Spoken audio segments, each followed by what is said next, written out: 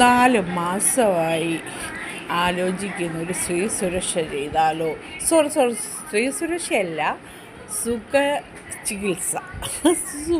സുഖചികിത്സയ്ക്ക് ഒന്ന് പോയാലോ.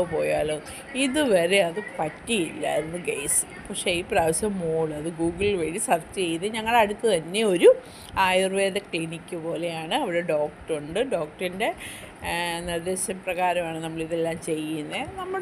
നമുക്ക് നോർമലായ ഭയങ്കര ടെൻഷനും കാര്യങ്ങളും ഒക്കെ ഉണ്ട്. അപ്പം നമ്മൾക്ക് അതിൽ നിന്നൊരു റിലീഫ് അത് മാത്രമേ ഉള്ളൂ. അല്ലാതെ വലിയ ചികിത്സയോ കാര്യങ്ങളൊന്നുമില്ല. ചികിത്സിക്കാനേ സമയമുള്ളൂ. അവിടുത്തെ ചികിത്സയിൽ 1 മാസം കിടന്നാലും എൻ്റെ അസുഖങ്ങൾ മാറുമെന്ന് എനിക്ക് തോന്നുന്നില്ല. അത്രയ്ക്ക് അസുഖങ്ങളും കാര്യങ്ങളും എല്ലാം വെച്ചുകൊണ്ടാണ് ഇരിക്കുന്നത്. അതിൻ്റെ ഇടയ്ക്ക് നമുക്കൊരു റിലാക്സേഷൻ വേണ്ടേ, അതിനു വേണ്ടി പോയതാണ്. പോയി വന്നപ്പോഴത്തേനും പിന്നെ അടുത്ത് ഉള്ള കടയുണ്ട്, അവിടെ കയറി ഒരു ചായ കുടിക്കാമെന്ന് പറഞ്ഞ് കയറിയതാണ്. അപ്പം മുഖമെല്ലാം എണ്ണമയോ അതും ഇതൊക്കെ ഉണ്ട്. അപ്പം മേക്കപ്പ് ഒന്നുമില്ല, പക്ഷേ ഇതിനകത്ത് ഫിൽറ്ററാണ് കാണുന്നത്.